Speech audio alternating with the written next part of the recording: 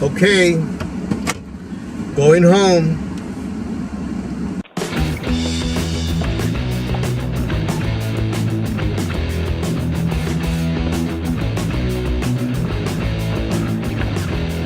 As educators who work with young children, we very often see students develop ideas and habits that sometimes are kind of interesting and not easily explained. I've always had a pretty good memory about remembering things that happened when I was a child.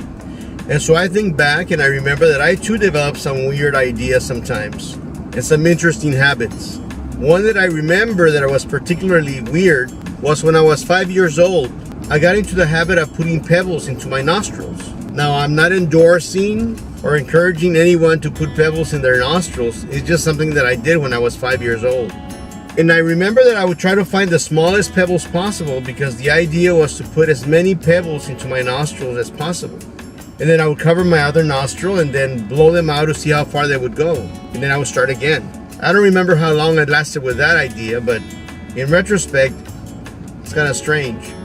As you can imagine, at 5 years old, my nostrils were not very big, so I had to find pretty small pebbles because I would fit in as many as possible. I don't remember my record, but it was a lot. One day, my grandmother took me to church, and we still lived in Mexico at the time, so it was an open church, it was a big cathedral, and she was kneeling inside praying, and I was sitting outside just a few feet away on the steps of the church. And I was going through my regular routine. I would look for little pebbles, and then I would start stuffing them into my nostril to see how many I would fit in, and then I would blow them out. But then at one point I found this rosary bead that was on the ground. But again, I'm not endorsing or encouraging anyone to put anything into their nostrils. So I took the rosary bead and I started to put it into my nostril along with the other pebbles. And then I would blow them out, and then I would start all over again. So one of the times when I put the rosary bead into my nostril and I started stuffing the rest of the pebbles in, I pushed the rosary bead in a little bit too far. So when I tried to blow it out, nothing came out. So I tried again, and nothing came out. So then I started to push the side of my nostril to try to force it out, but instead it went a little bit further in. Well, at that point I got very scared. So I ran inside the church, and I told my grandmother that I had stuck something in my nose. And she looked at me and she got very scared, and she grabbed me and she started running out of the church, dragging me to the Red Cross. Again, in Mexico, at that time, when you had an emergency, you would go to the Red Cross. So we ran several blocks before we got to the Red Cross, and my grandmother walked in, and I remember that there were a lot of people in line waiting to go in to see the doctors. I remember one in particular because he had a broken leg, and I know that it was broken because the bone was sticking out of his skin. Not a pretty sight, but at the time I was more concerned about trying to get the rosary bead out of my nose. So my grandmother went up to the nurse and she told her what was going on, and the nurse said, well, we have a lot of people in front. Well, my grandmother wouldn't hear it. So she said, well, you have to see us right away. And so finally she made such a big deal out of it that we walked in, and they put me in a waiting room ahead of the guy with a broken leg. So the nurse came in and sat me on the examination table. And as I was sitting there waiting for the doctor, I got more and more scared because I didn't know what was going to happen. I was 5 years old and all kinds of things were going through my mind. So I decided to start to try to get the rosary bead out by myself.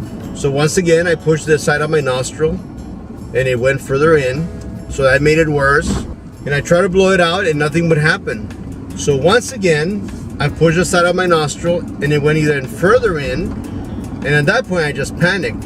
So I started blowing as hard as I could. And as if in perfect timing, as the door opened and the doctor walked in, I blew my nose and out flew the rosary bead. So the rosary bead went rolling across the room and past the doctor. And the doctor and the nurse started laughing, and he bent over and picked it up and gave it to my grandmother, still laughing. Of course, I didn't find any of this funny. I was just relieved that the rosary bead was out.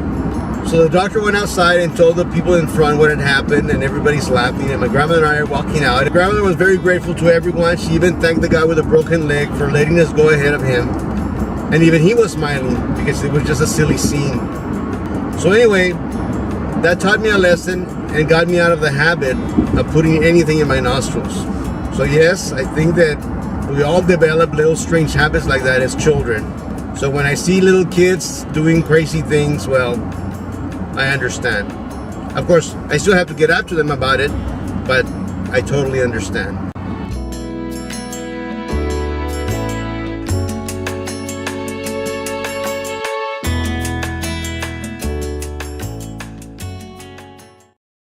My goodness.